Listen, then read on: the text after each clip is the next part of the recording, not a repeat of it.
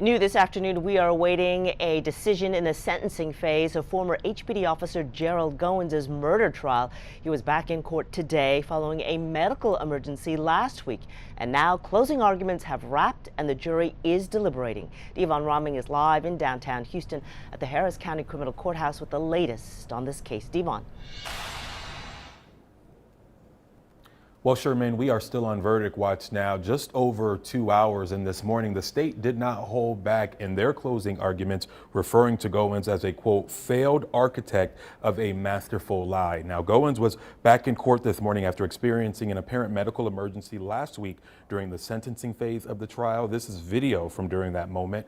This was during opening statements last week for the state after the defense had already wrapped up their closing arguments. This morning, as the jury went into deliberations, Goines was escorted out of the courtroom and appeared to be carrying a Bible.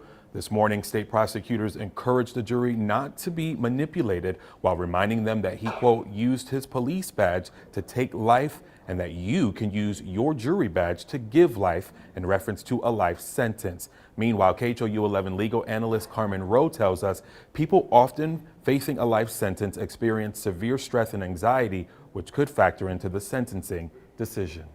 And I think that these health issues will definitely impact the jury in as much as they did witness some portions of it. Whether or not that translates into a change in what they would ultimately give him as a punishment, I guess we'll have to wait and see.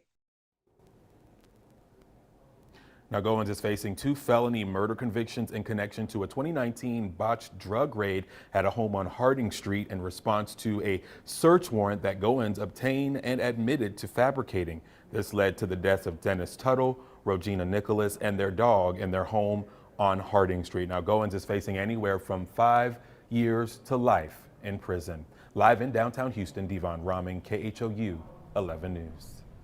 All right, Devon, a case that has highlighted police corruption issues. Thank you.